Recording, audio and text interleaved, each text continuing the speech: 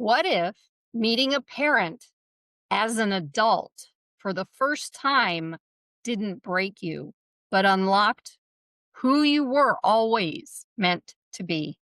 At 30 years old, April Lee met her father and saw a mirror of her own sensitivity, empathy, and intuition. That connection woke up a healing lineage she never knew she carried, shaping her path into somatics, embodiment, and ancestral healing. Today, she guides others back to their inner wisdom with the same spaciousness that once transformed her.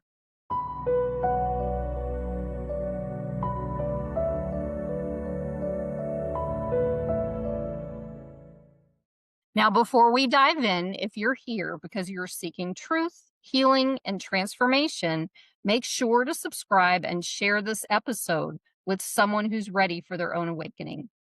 Every conversation here is meant to inspire your journey and remind you you're not alone. Welcome, April. Thank you so much for being here. Thank you, Carolyn. Yeah, I'm really happy to be here. absolutely. So, April, can you go a little deeper into the trauma you experienced and how your personal healing journey got you where you are today and into the work that you do now? So I was raised by my grandparents. My parents, my biological parents split up before I was born. And my mother had me while she was living with her parents. And it was just way too much for her. So she left me with them when I was about 5 months old. And then I was raised primarily by my grandparents. And throughout that time, I never saw my father. There wasn't very much information about him. There was some negative talk about him, like he's not a great guy. You don't want anything to do with him. Stay away from him. So I grew up with this impression that he was just he would be a really negative influence on me. Mhm. So he did write me a few letters over the years, and I don't remember if I actually responded. I think there was some fear and maybe some shame and embarrassment Sure. Yeah. because I had heard family members talking about his past. He had a drug problem and just had sort of a roller coaster of a life. Yeah. So, um, yeah, there really was just no contact. So growing up in my grandparents' home was confusing. It was pretty stable, dinner on the table every night at the same time. My grandfather went to work every day at the same time and came home at the same time. My grandmother was a homemaker. She was around a lot. So I felt nurtured and taken care of, but they were fairly emotionally unavailable. Mm. And my dad was a musician. He was a jazz and rock musician. And I carried a lot of that in me, but I didn't have a mirror or reflection of it in my household. So I was, as a child, I was naturally drawn to music. I was playing it all the time. I was singing all the time. I was dancing. Oh, neat. And Nice. yeah, but it was all generated from within me. I didn't have that encouragement, or there was no one who I felt like could see who I was. Yeah. And so Well, I feel like let me yeah, draw something out of you sure. because it hit me based off of what you had mentioned before. It's like, okay, your Asian heritage Hmm. is both Chinese and Japanese, and your Right. grandparents obviously sounded to me like they are very uh, Chinese and Japanese, Hmm. right? So the culture, if you can kind of give an idea of what that is, because that's Yeah. probably why, you've got this free spirit that's showing up in the world in Hmm. their lives, and they have no idea what to do with you, right? Because that's not the culture. If you can kind of get into that part, that's very interesting Right. of it. Yeah. Yeah. So both of my grandparents were Depression era people, and they have really interesting history. So my grandmother was born and raised in Denver, and she was a third generation American. And my Okay. grandfather was born and raised in Butte, Montana, and he was also like a third generation American. So they had grown up in a climate where there just weren't that many Chinese Americans. And so their communities that were very tight knit, mostly around the family. So that's like, I grew up in this really large extended family that was Chinese American. And my sense was that the world they grew up in didn't really accept them. And they did what they needed to do to get by and create good lives for themselves. Right. So, And can you uh, give me an idea of what years that was? they were born in, I think, late in maybe like around 1920 or so, So both of did them. they experience also any part of the camps? Because they did. Um, yeah, but it was actually so that was my mom's side, and my dad's side Right. is half Japanese. So his dad was Chinese and his mom's Japanese. And his mom was born in Seattle, Washington. And so when the war started, she and her sister and her father were sent to internment camps. Yeah. Yeah. And that, well, that's also part of all the trauma. We can get into the generational piece of it. Right. Yeah, but I Yeah, mean, absolutely. the basic piece of your experience in an Asian household, like I Yeah. said, as a Hmm. free spirit, you know, Right. probably pretty Yeah, challenging, I would guess. it's pretty tamped down. Yeah. My sense, looking back is that there was a lot of survival energy Hmm. happening. This need to stay small and quiet, not to make any kind of waves. The message I received growing up in that household was just, follow the rules, be a good kid, get good grades, um, live a very safe and practical life. And I do have a strong practical side, but there was all of this creative energy, almost like a force inside of me that just really didn't know where to go. And also, I was a sensitive empath, Yeah. highly intuitive, and I was an observer. So I Mhm. was picking up a lot of what was going on in my family. And there were a lot of different dynamics. And I think there was the trauma from being racial minorities in America. There was some, personal trauma, and I've never really fully understood the extent of that because both of my grandparents, passed. My grandmother passed when I was 23 or so, Mm. and my grandfather, he was a World War II veteran. He was part of the Battle of the Bulge. He was in Europe and was a prisoner of war in a German camp for a year. And so he was kind of a hardened, emotionally distant guy. Yeah. So he didn't share a whole lot about Yeah, his so history or his past. yeah, and that makes perfect sense. I mean, I literally just edited, an interview I had with somebody. He does Hmm. some work with, returning veterans in the United States, and he kinda starts at the Vietnam War because there aren't really Hmm. that many people left from World War II, but there's a thing that he calls it, which is interesting to me because we kinda rephrased it. There's 80 different names of Hmm. PTSD. It's not Right. PTSD. They called it soldier's heart. It kinda allows the soul, and but Hmm. growing up in an environment with somebody who's Hmm. been exposed to that, like I grew up with my dad and he was in the Vietnam War. I mean, he was in how do I say this? He wasn't in the infantry or any combat, jobs. He was a lawyer, but he was still right in the middle of everything, and when they bring that home, that also, look who we got a visitor. It always happens when they come home.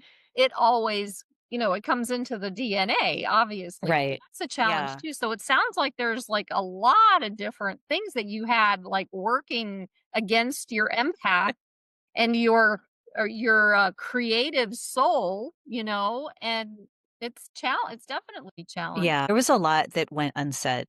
So Sure. growing up, I didn't know why I was being raised by my grandparents. My mother was in my life to a certain degree. So she lived nearby. I saw her once a week. She felt more like an older sister, really. Yeah, And I just had no understanding. And at the same time, I didn't feel compelled to really question that what makes was, sense.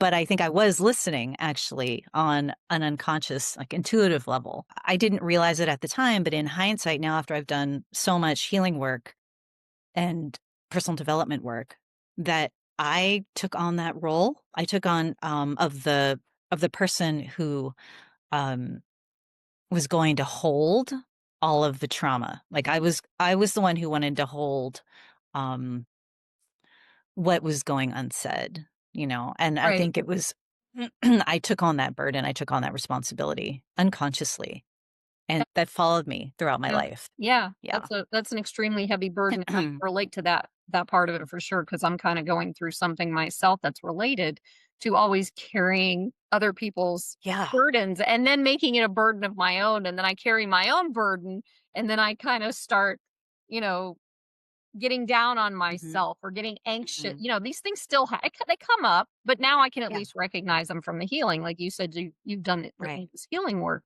And the Yep. thing that popped into my head, and if you want to maybe elaborate on this a Mhm, little bit more, is um you had uh as you were growing up and also relating back with your healing work, um, extreme abandonment. I mean, we're talking mhm. emotionally, mentally, physically, spiritually. There's a lot of abandonment in there for that little girl, and Absolutely. would you mind going in a little bit into like what that was like for you to experience and to heal from so people can Mhm. understand what it looks like on both sides?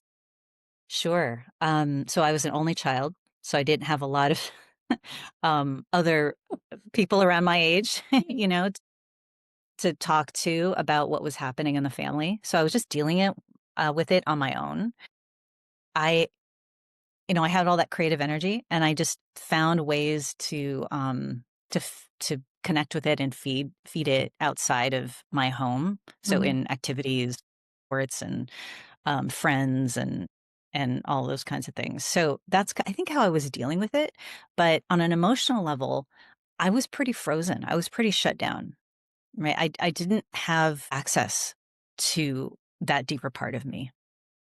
And it really wasn't until I was around 19 that I started becoming aware of how frozen my emotions were, and that showed up through panic attacks. So I started just out of the blue, started having these intense panic attacks where I thought I might die. They were really scary, and mm. they would just seem to come up randomly. I didn't understand what it was.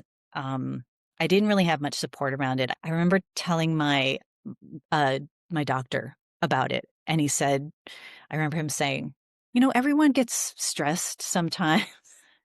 So I just didn't, I you know, love I those this is responses. this was in the '80s. Yeah, yeah. So not a lot of support. And so I would have them once every couple weeks or every few months, like they would come on, and that happened for a few years.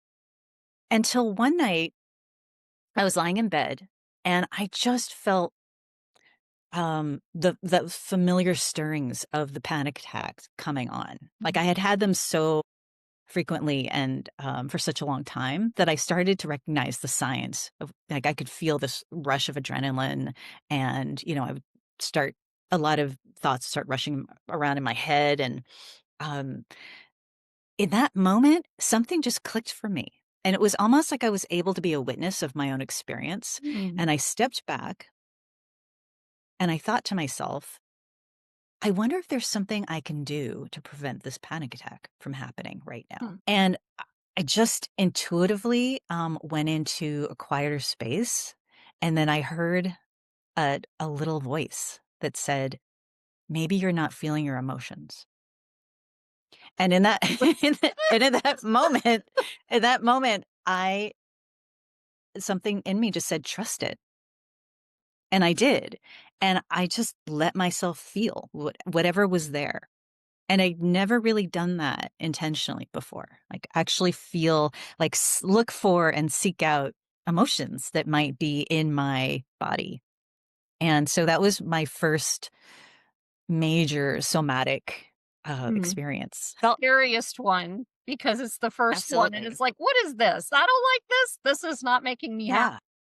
It was like an adventure, or Yeah, like, yeah, no, I get it. and I understand what you're yeah. saying. Yeah, and then I felt my feelings, I cried, I had this cathartic experience, and then the attack went away. Mm, It did not I didn't have that full-blown experience. So then the next time it started to come on again, I noticed, right, the beginnings, the stirrings of it, and I remembered what I had done that time before, and I checked in with myself and Mm, asked, "Am I holding back some emotions that want to be expressed?" And I let myself feel, and the mm. same thing happened. And then after that second time, I never had another panic attack again. Yeah. That's how, and I can see how you ended up going into the work, Right. like, "Wait, I can help people do this Yeah. now," type of thing. I get that, and we can talk about that soon, Sure. but it's like, Yeah. that is huge for people to Mhm. get who are listening here, is because when you acknowledge the feeling, Yeah. then you give your yourself a voice to express. When you shut down and you're afraid of your feelings, and feelings aren't there to hurt you, they're there to actually um, expand you and heal you, but we haven't been taught that. So the Right. fact that only 2 times it took Mhm. you, April, to figure that out, and it just, the expansion happened, and it was similar with me. It was the same thing. So when I first started understanding the whole thing about feelings, Mhm. that I could actually let the feeling go or flow, or Mhm. whatever that was, it was like a revelatory type of experience Mhm. where it's like, "Oh, I feel better. What is this?" And then you Mhm. just start questioning, and then you start going a little bit deeper. And so as you went deeper, Yeah. what was going on between the time that you were learning this Mhm. stuff, which led to you meeting your father? And if there's any other little tidbits of information that would, Sure. go ahead and share that. Yeah. I started to feel drawn to working in healthcare, and so I started exploring that. Maybe and I didn't know much about alternative health at that point, like holistic healing. There wasn't much. So, yeah, there wasn't very much information about it at that time. So, I thought about becoming a nurse, and I started down that road, and something in me just said, "No, this is not the right path." And, I ended up getting a job at a store that sold vitamins and supplements this was in my early mid-20s, and I learned so much about holistic healing there. My manager was an acupuncturist, all of my coworkers worked in the healing arts, and I just got this crash course. I learned so much, and I thought that I wanted to go to Chinese medicine school and become an acupuncturist and herbalist, but it just never happened. Mm, There was always something in the way for me. I didn't have the money or, there was something happening, that kind of stood in the way of me going, and so after a little time passed, I decided that I would try taking, a class at a massage school. It was sort of like an easier, um, shorter term way mhm. to just dip my toe into, the healing arts. So I did the massage training, um, and right around that time is when my biological father reached out to me. Yeah. And, I was really unsure at first about whether I wanted to see him or talk to him, but I there was just a part of me that decided that it was worth meeting him. I wonder if that part was the one that you felt was missing, that you may have wanted, because sometimes Maybe. that because, like, when we feel like there's a piece Yeah. missing, and Mhm. maybe he could fill that gap and figure Mhm. out what the Yeah. rest of you is, because he is Yeah. 50% of you, so. Right, exactly. And I think I'm sure I was sensing that Mhm. intuitively, but I wasn't consciously aware of it, Sure. right? So So I said yes, and, he lived in LA, and he drove up to where, I was living in the Bay Area, California, and he knocked on my door, and I opened it, and as soon as I saw him, it was like looking into a mirror, really. Yeah. And we just stood on my porch for a little while and started talking, and it felt like I had known him my entire Mhm. life. The way you did that, you stopped when you said you looked into each other, you Mhm. looked at each other, and it was like a Yeah, mirror. What did that right. feel like? to you It in that felt moment. like it Yeah. felt like 50% of who I was that had been misunderstood or not understood was suddenly in view. Like I Nice. finally understood who I was in a I felt whole, I should say. Yeah, I felt Oh, yeah. yeah. Please continue. Yeah. I'm curious now. Yeah. Well, so we started getting to know each other and I found out that we had a lot in common. I realized that I took after my father and his side of the family Hmm.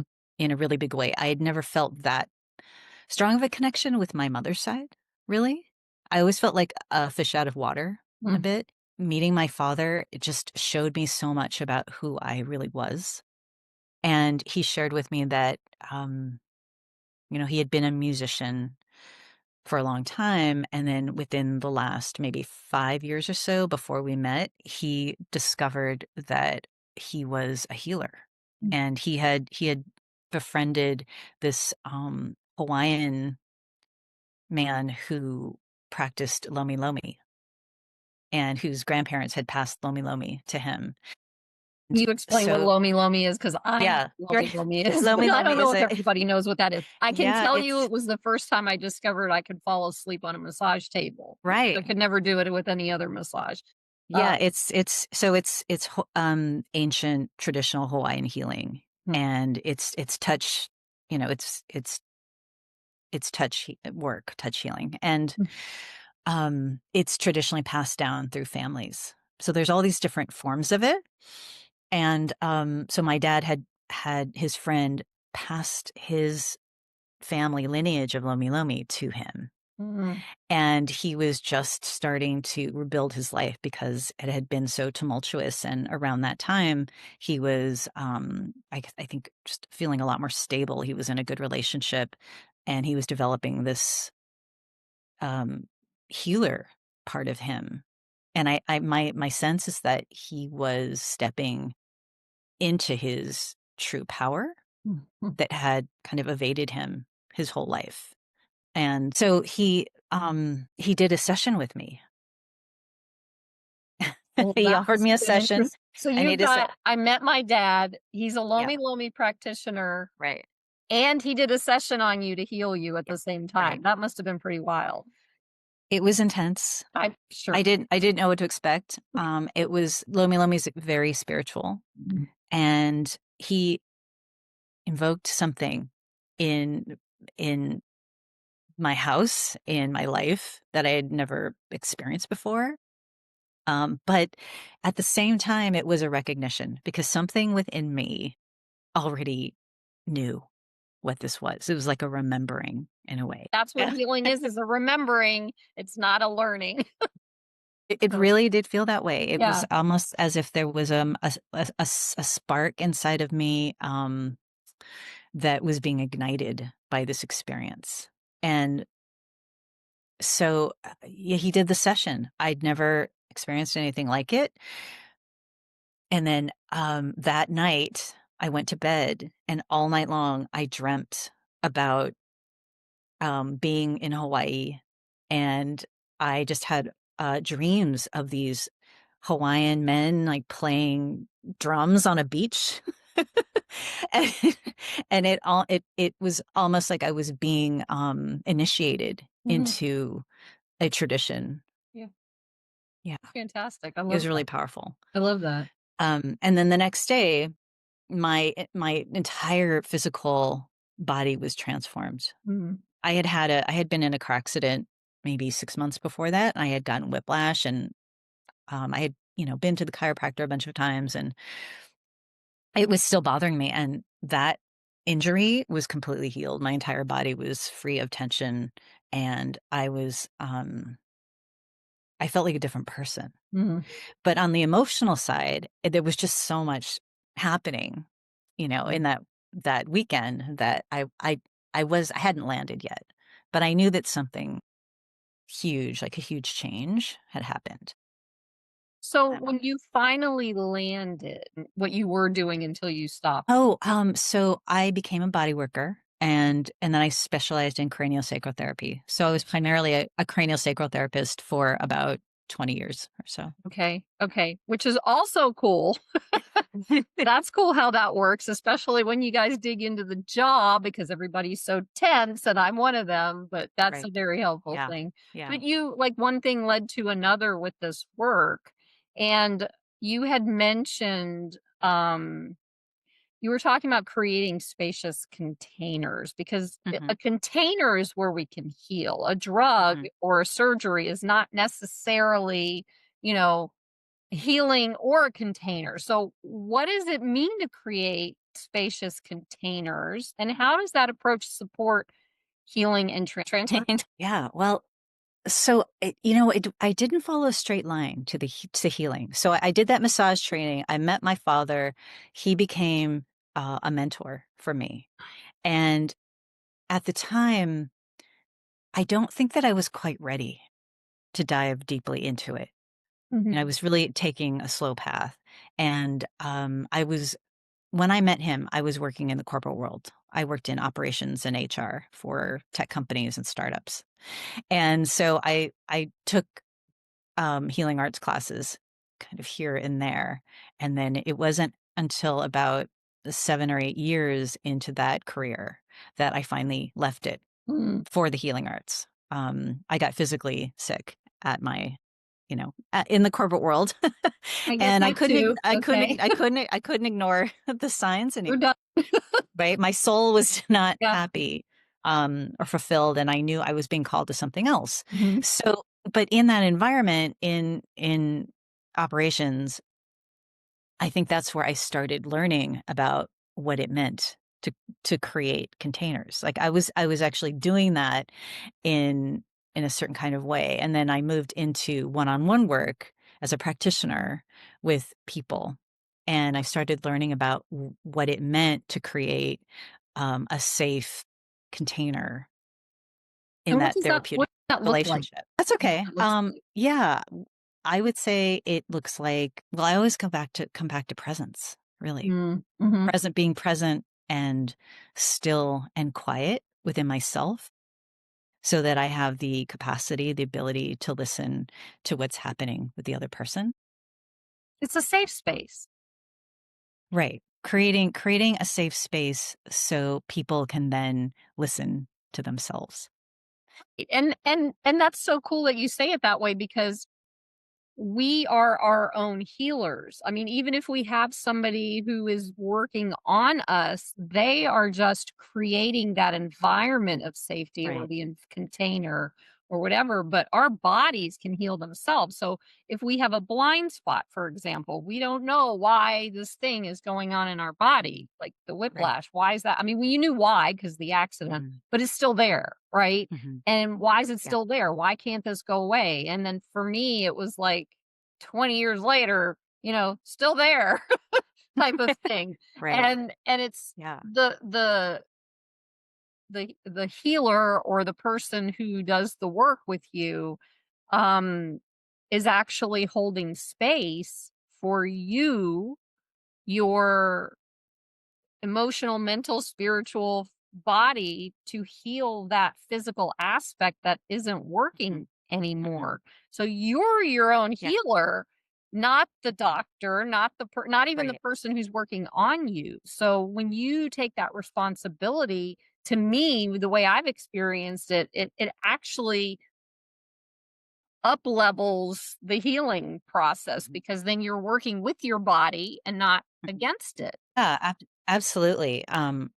My experience has been very similar, and I've always thought of myself as more of a facilitator who is Mhm. creating the conditions for people Yes. to heal on their own, Yes. right? To access their own embodied intelligence and wisdom. I love that word. My favorite So, word, embodied. Yes, thank you, thank you. Well, and now let me ask you this question because you said yeah. you were in corporate.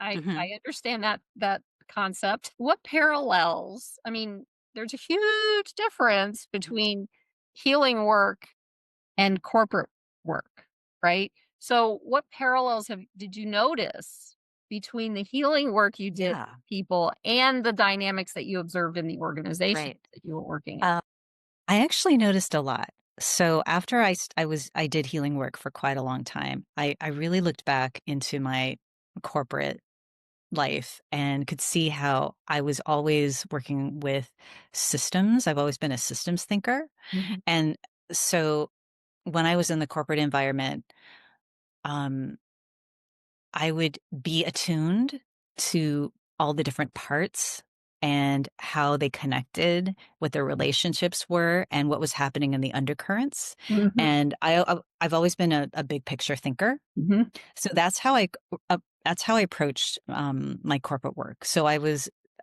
very much an organizational designer in a way.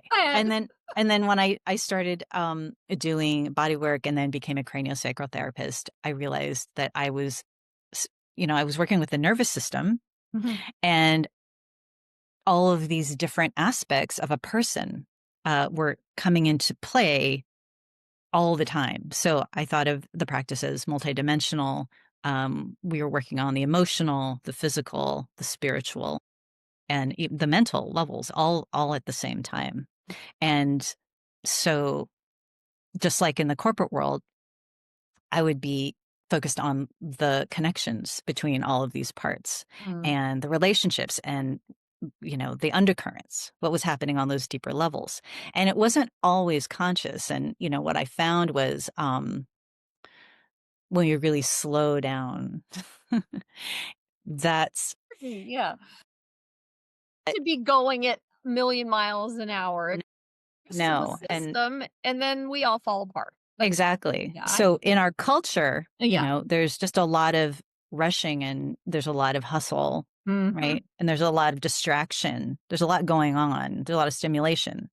So when people can actually feel safe to Mm. slow down and just be with what's present while being held by another person who's showing up in a neutral way with no attachments to the outcome without trying to fix somebody, the nervous system then has the opportunity to just exhale and let go. And that's when new patterns old patterns can unwind, Right. Yeah. right? And new patterns can start to develop. And there's so much Yeah. awareness in that, though. As I've been going through my own healing work, I hear everything that you're saying because I've experienced it. Mhm, So I usually get passionate when I hear things that's like, oh, yeah, that's exactly right. Um, mhm, but it was interesting when you brought up this thing about like the work that you do mhm, creates a space of safety mhm. Right. in order.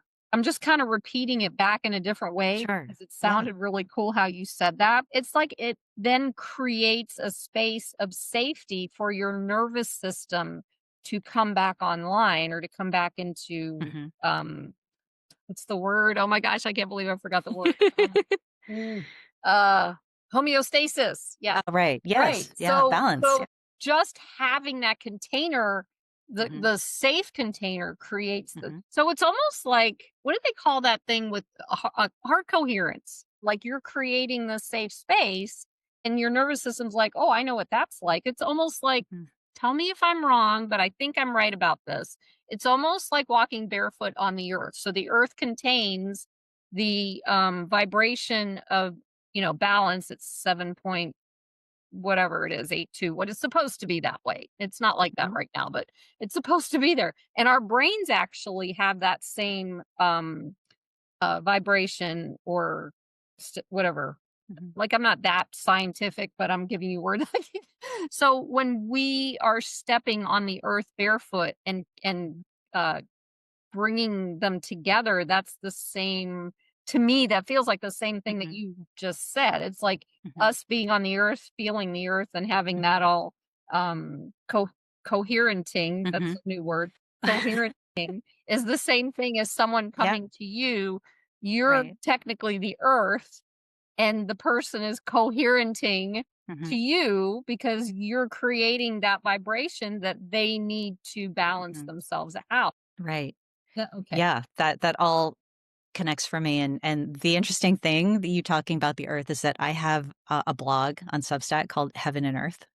And so Right, and it's right. and it's rooted in Taoism. Heaven is the cosmos, and Earth is the physical, the ground, right, underneath us, and then humans exist in that in between space, right, connecting to the Earth and the cosmos. So we're all connected Yeah. That's in that so way. cool because and I'm Yeah. glad you brought that up because I almost forgot how we met. I've got to share this part of the story and then once we're done with this I've got a few questions I want to ask you but so April and I met because I was on Substack trying to recreate my account over there because I wanted to get back into writing, right? And um so I journal, I'm always writing something, but I haven't like been deep into it because of doing the podcast. And so the recreation of Substack would have been initially to put the podcast on there, but that's not exactly what I wanted to do because I wanted to finish writing my book that I've been writing forever and ever. And so I figured if I start putting stuff on Substack, so that's my inch back into Substack thing. So I'm Mhm. scrolling through Substack and I'm looking around and all of a sudden I see this. I don't even remember how it works over there, but it's like this thing popped up, the story, and it was yours. And I'm reading this and the Mm, connect oh my gosh, people. The creativity in April as a writer sucked me in. It didn't draw me in, mm, it sucked me in. And I'm just sitting there going, Did sh what? You know, I mean, you're such an incredible mm. writer. And so I reached out to her and it took a few tries. We managed to get together, thank goodness, or we wouldn't be sitting here. But I was like, wow, so Wow. I want Thank to you. acknowledge that, I honor that because Yeah. it's such beautiful and incredible and deep writing that Wow. literally Mm. touches the soul, which is what I think your work is, you Wow. know? Thank you so much. Yeah, that Um, means a lot to hear that okay. because like the the path to getting to the place where I was able to actually write in public has Yeah, been yeah, yeah, massive. yeah, And so, going back to my childhood and feeling all of that creative energy, that was still in me wanting to be expressed. And, for years I did this one-on-one healing work and it was really, really fulfilling and gratifying. But I felt like there was more that mhm, wanted to be shared with the express. world. Yeah, Right. well, but you And never got to express it until you start. well, I think there was some things in the way. Growing up in the household I did where emotions and creativity were tamped down, there was a lot of fear around it for me. And also I've never been like a linear thinker. I've never been, that logical, intellectual. And so the way that I wanted to express didn't feel like most of the, writing or expression that was out there. And so the big first step for me in sharing more was to become a teacher of craniosacotherapy. Mm, And it was hard for me to say yes to that when the offer came, but I did. I took a big chance and learned how to be in the spotlight, learned how to create those safe containers mm, with more people in the room, not just one on one. And then from there, I just grew into feeling ready to write in public. So, that's so it, awesome. That's so but that awesome. was a huge part of my own Yeah, healing was to get to yeah, that place. Yeah. and it usually is, whatever we do. Right. Right? Right. Yeah, so for ourselves, we do this work for ourselves, we heal ourselves, and it's like, "Okay, I'm gonna take the next Yeah. step now," Right. and that kind of thing. I have to say, and I know how hard it might be to hear this maybe now, I don't know for sure, but for me, it was really hard for me to hear people telling me how good I good I am or good I was Mhm. at things. Mhm. I'm better at that now. Now I'm better at saying thank you and, being able Mhm. to received that. But for many, many, many years, I Mhm. couldn't do that. But for you, it's like, this is, I don't like, I'd like for you to be able to share just for a few minutes, Mhm. like where this is leading to Mhm. now, because I know you're same as me. You're kind of in this like in between space, working into some other things. You obviously don't have to talk deeply about that because it's Sure. not time to Yeah. share, but just how this one thing is leading into the other and you know, because who you are is a powerhouse. And when you see that, whatever you're going to be doing is going to explode in a good way, you know, and being able to have faith in yourself to do that because I know how hard this is and I feel you and I get it too because I've experienced similar things. And it's like I can, as an empath myself, I can feel the same energy that you've gone through and that you've Mhm, worked through and that you're now on the other side of. And it's mhm. like, um, maybe just talk a little bit about, like, Yeah, the stuff that you love doing to the point where you can talk about it. Because I know when you start sharing things that's not ready to be shared, that's not a yeah, good thing either, so as right. far as you can go. Sure. So something that I've been learning over the years, especially in my craniosacral work, was the concept of quiet power. Mm, I think in our culture, we're taught that to be powerful means to be loud and extroverted and to force things into being. And I learned that power could exist in a different way. that So that's really is an absolutely. aspect. There is power in stillness. There's power in subtlety. There's Mhm, power in gentleness, right? mhm. And so that's what I've been learning. And I would say along with boundaries. So those two things have come, right? Have Yes, come together yes, for yes, me. yes. Learning to discern what's mine, what belongs to someone else. Mhm. So after having that childhood where I had taken on burdens, responsibilities that really didn't belong to me and carrying those around. I mean, that definitely moved in to my healing work, and it took time for me to learn how to not get so enmeshed with others and not to take responsibility for other people's experiences and that sort of thing. So um, I think bringing all of that now into working in organizations. That's where I'm headed now. I'm actually stepping away from the one-on work. Maybe not forever, but I'm putting that on pause. And what I feel drawn to is now working in with organizations again. So not going back to corporate like I was before, but bringing a lot of those skills and tools with me into a different kind of organization. So Nice, right, nice. yeah, so right now I'm collaborating on this new project. I would call it maybe an early stage startup, Mhm. in a sense. It's more like a nonprofit, you know. Yeah, so it's an alternative finance platform, and it centers people and community, and it's built around trust and reciprocity. So instead of being extractive, it's actually generative, right? Um, so it's all about people supporting one another. Mhm. And I would say it's more of a parallel model because there are a lot of like cooperative and regenerative models that are trying to replace what we currently have.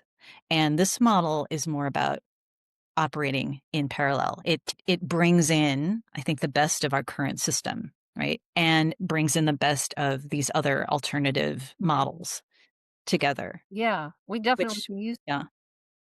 So I'm really excited that I get to take all of my life experience and integrate it Yeah. together now in this project. So, um, yeah, so I'm focused on um, designing, building culture and systems, and helping keep the organization aligned with its values. So, yeah, I'm really excited for this Yeah, next chapter. it sounds exciting. It definitely sounds exciting, especially with everything going on right now, but, um, Exactly, it's yeah, good timing. I'm Yeah. curious, are you still doing some of the work that you have been doing in the meantime as you're moving towards this other work? You mean as far as the healing work goes, Yeah, or yeah.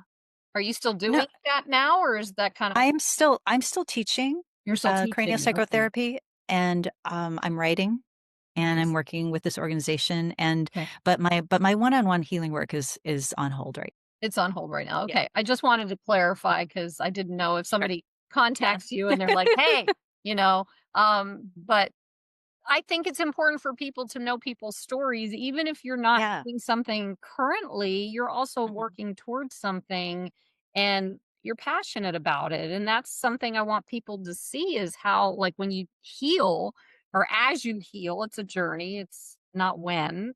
I don't think it ever ends. But as you heal, it opens more doors up for you to like when you know who you are, you Yeah, kind of start to know where you're going, right? It's like a absolutely. roadmap. You've got to start here to know where you're going over here, Right. right? So, okay. So that's helpful. And I would like though if you could offer one piece of advice to someone just starting their healing journey, what would it be? Mm, I would say that meditation is a really beneficial practice for anyone starting a healing journey. Mhm. Do you mean healing as, just doing personal healing work or as a practitioner It's or what both? you Yeah. no, it's what you did to start like from your experience Mhm. in your healing journey. What is the thing that you would recommend Yes. somebody else? So Yeah. I was very, mental, and I lived in my head for a long time. And so it was when I really learned to get out of my head and connect more with my body, that was probably the most powerful shift that I And that was experienced. And through meditation. it started with meditation. It- But then I started, using ideas and concepts from meditation in my daily life. So, when sitting in meditation, I might drop into my breath, right? And Okay. just focus on that. And what I found was that in my daily life, if I would be overthinking or ruminating, I would use that same tool, and just drop into my breath to kind of change the pattern to get Mhm. out of my Mhm. head. And then after time, that practice just became automatic. Mhm. So it sounds Yeah. almost like mindfulness, like when you're Yeah. not Yeah. actually in the middle Right. of a meditation, it sounds like Mhm. mindfulness Mhm. in life Right. kind of thing. Yeah, Well, absolutely. can you give, the audience an idea of the type of meditation that you do? Because some people will resonate with it, and some people will probably be like, "I can't do that," you know? But it's everybody has a Yeah, hard time, absolutely. I mean, they're even staring at a candle is meditating. You don't have to go Right. into the whole and then blank out No, for you don't have 14 to. hours or whatever, 'cause Western culture doesn't allow for that. So, Right. did you start? No, it doesn't. So I'm someone who leans towards a simplicity. So when I started meditating back in the late 90s, there weren't a lot of classes or instructors, not like now. Now there's everywhere you can do meditation retreats, there are apps, there's all these different choices. Back then, I found a secondhand paperback called How to Meditate, and Huh? Okay. there were a couple of different formats in the Mhm. book, and I just chose one or two, and I started practicing them, and really so simple. It Yeah. it was just dropping down into the breath and focusing on the breath, and sometimes I would try to clear my head, sometimes I would watch my thoughts as a witness, Yeah. but I kept it really simple, Yeah. and then I also, do some various, like, movement exercises, so qigong, I've done tai chi in the past, I practice something called Lujong, Tibetan healing yoga, and these Okay. are practices that help me get out of my head and into my body, Oh, and yeah. they get me into a flow. Movement helps too Yeah. because you're doing Mm, something and your mind stops ruminating because your body is making the movement. I mean, even just going yeah, outside for a walk will do the right. same thing. But now you Right, call that absolutely. Lugong? Lujong, Lujong? Uh-huh. Lujong, Lu Lujong, Lujong. Okay. It's not very well known in No. North America. Right. It's well known in, Europe. It's a system that was collated by a Tibetan Rinpoche, and I Oh, happened to stumble upon it, and I love it. I've been practicing it for about 8 years now, and it's wow. part of my morning routine, and Okay. the core of the practice only takes 15 minutes or so, and I've Yeah. been meaning to teach it. Like, I've got all this list of workshops I wanna offer, and, Yeah. it just hasn't I know. happened yet. I understand that.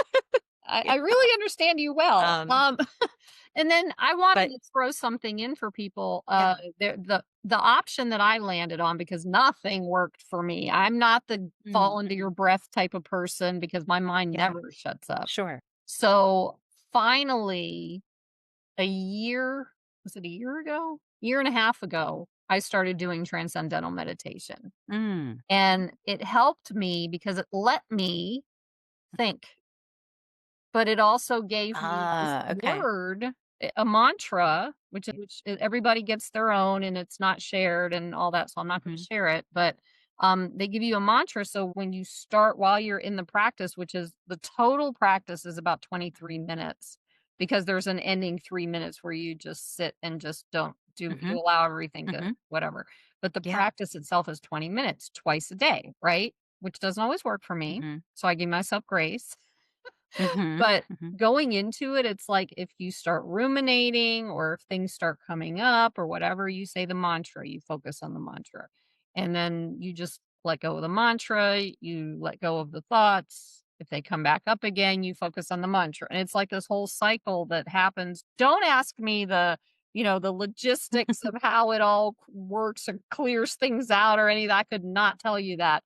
But what I do know is that they've found because of, specific to, veterans or combat Mhm. veterans or whatever, that they've found that it's very helpful because there's so much rumination going on with veterans and that sort of Yeah. thing. So as a veteran, I was brought to that Mhm. and I did it and I was like, "Oh, okay." Now, I mean, for the of course, I'm very, like, I've got to do everything Mhm. exactly by the book. I had to learn how not to do that, but when I first learned it, so it's like Mhm. in the morning I did my 23 minutes. Mhm. At 4:30 I did my 23 minutes.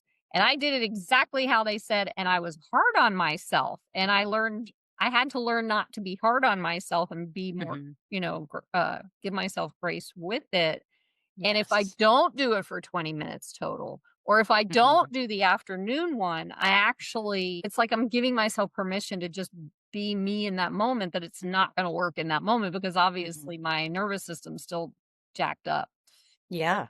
and it needs just the grace and not the meditation. So that's the thing is like be gentle with yourself.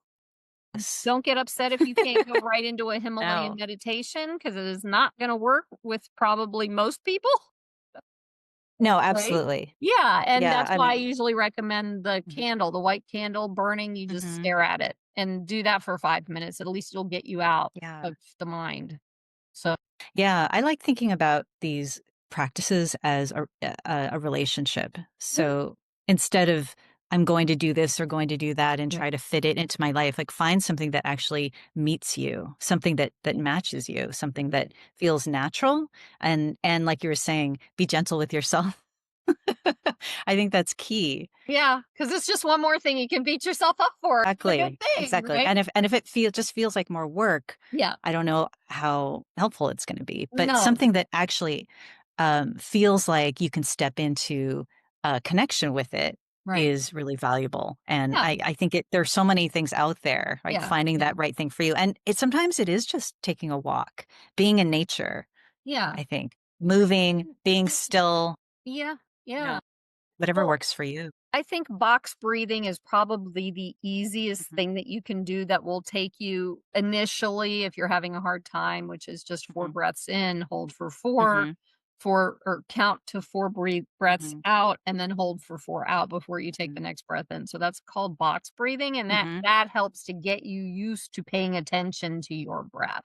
And it also calms your central nervous system down. Yeah, I like So that one a lot. I yeah, use it a me lot too. myself. Me too, especially in a panic mode. Yeah, But they still happen sometimes, just not as mhm. bad as they used to, right? Right. Yeah. I think that it's great to have all these tools, so when Yeah. we do Yeah. find ourselves triggered or in those situations where we need a little support to get back into balance, Mhm. we have the tools and we can just draw on Yep. them. That's They're right. there That's for right. us. And I'm working towards getting back into Tai Chi because I'm doing Tai Chi exercises right now, not actually Tai Chi, which is helping with my Mhm. balance. I love that because I think it can be easy to get caught up in the mechanics Right. of the practices, and really, when you think about it, like, what we're trying to do is just connect back to ourselves. So Embodiment. anything that's right, so anything that allows us to come back, Yeah. to ourselves and listen to what's actually happening, I Yeah. think is Yeah. empowering. Yeah. Absolutely. Absolutely. Agreed. Okay, so how would you define awakening? Well, when you say the word awakening, what comes to me is the word awareness. When we are self aware, then we, I think being self aware helps us grow in in our own lives and in our relationships. That's hard. That works. That works fine. No, there's no right or wrong answer. It's how you see it. Yeah. I do ask the 2 questions I ask Mhm, based off of the title of the podcast because mhm, my version, which is very similar to yours but a little mhm, extra, is like mhm, the awareness piece shows up as you're doing your healing work, which mhm, is then awakening you to higher level mhm, consciousness. mhm, mhm. So it Yeah, kinda all blends in together. right. It helps to see the direction that you're going Mhm. into, which is the next question I have, get ready. What Okay. do you believe soul divinity is? Oh, wow. Soul divinity. Well, I'm gonna try not to think too hard about Don't it think because too I hard, it just could go in all these directions. And yeah. what comes to me is what my cranial sacral teacher, his name is Hugh Milne. He's a like third generation Scottish osteopath, and he uses the term dream body Hmm, to describe the mind body spirit connection. So when you say that word, I think of the dream body and how that is us in divinity, hmm, and along with the heaven and earth, the connection to the earth that we walk on every day and to the cosmos. So what comes to me is balance and connection, yeah. all the different Absolutely. ways. Yeah. Wow, okay. I like that. That's great. I don't know if that made sense, but Seriously, that's what 100%. okay. So the vision I had was Yeah. the Ankh, Mhm. not an actual Yes. cross, Right. but an Ankh when you did that, because Mm. there's like Oh, yeah, I yeah. just got chills. Yeah. Okay, that's a good sign. Well, thank you for that. How Yeah. can people get in touch with you? Maybe even to Um, join your quest or whatever. I don't even I'm not sure, how you want them to or what or maybe no, even better. I think if you even talk about your writing, because I think mhm. people can get in touch with you that way because that's spectacular Yeah, if you I wanted. think so. You can get in touch with me through my website, heavenandearth.com, Mm, and that connects to my writing. And I don't have a personal website up yet. I'm working on it, and the finance project I'm working on is in stealth mode, so we don't have a website yet. But heavenandearth.com okay, would be the that's most direct perfect. way. That's Yeah. perfect. So, is there anything else you'd like to share with the audience before we wrap up? Just the reminder that there is so much power in slowness and stillness, and I might need to say that again. For you or for me? 'Cause For that was you. perfect. Like, yeah, yeah. In fact, again, I got a vision when you said that. It made me think about the story about the tortoise and the hare, Mhm. Yeah. because the turtle can still get where it's going, Mhm. even though it's moving slower, and sometimes Absolutely. in a more, uh, embodied way, I guess. The rabbit's Yeah. just all over the place, right? Well, I just keep coming back to being a sensitive empath and highly sensitive people and HSP, and "What's your number? and Have you taken right, the test?" I don't know if I've taken the test officially, but I definitely identify Do with you those know what I'm qualities. talking about? Because I can share that for everybody if you don't know what I'm talking about when I say that. I don't, So there's a there's an website HSP. yeah, there's a Yeah. website called HS Mhm. or I'm sorry, hsperson.com, Mhm. and on it, it has a list of 27 attributes Mhm. of a highly sensitive person, and you can take the quiz on there to see how many of those attributes that you have. And so I learned that I was highly sensitive and empathic when I was in my late 30s and 40s. And then I totally blew it off. And then it started coming back up again. And so I went and took that test. And lo and behold, have how many attributes? 27. I have 26 of Wow. them. So I was like, yay me. I'm so lucky that way. Well, the thing is that in our culture, being a highly sensitive person is not valued so much. And so I guess if I had a message, I would say that if you do feel like you're a sensitive person, if you do identify with that, um, find the gifts in how in the sensitivity because they are there, Mhm. right? And The it's not a strength and curse. the gentleness Yes, is not a yes, it's curse. not a curse. Yeah. It feels like it, definitely. Oh, I can Mhm. acknowledge that. It is not a curse. Once you figure that out, that's part of who you are. It's also part of a trauma too, all of the highly It can be, sensitive yeah. I can mean, be. But when I you think of them as gifts now, like yeah, my absolutely. superpowers, A whereas I thought before that they were holding me back or yeah, they were something to no. be, um, ashamed of or embarrassed about or something, and now I realize, no, actually, they're my gifts. They're Yeah. my superpowers. Well, I mean, the challenge is that there's only about 10, I think it's 10% of the population that's highly sensitive and empathic. So Yeah, when you've been taught and programmed as society sees people, it's difficult to accept it as a gift. It is a very big absolutely. challenge because people think that that's wrong because it's not like them and you don't fit in and creates an even worse Yeah. feeling of not good enough and all the fun stuff that goes together. So but it's not true. Mhm, It's just absolutely not true. And if you start doing any kind of research on it, that's a good place to start is the hsperson.com. yeah, that's great to know about. Yeah, yeah. So, April, thank you so much for bringing your depth and your clarity and your Mm, softness to us today. Your story shows how a healing lineage doesn't just come from the past, it lives through the way we listen, embody, and choose to show up in the world. mm, And the way you hold space for others, I just, yeah. The way you hold space for others to return to themselves is a reminder that sensitivity is strength, as we just said, and that the body always knows the way home.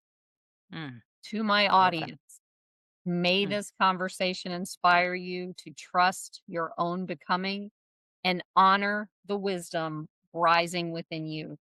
Thank you for being here with us mm. on Awakening Soul Divinity. Thank you for being here. Click on one of the videos below to keep going on your healing journey. And don't forget to subscribe.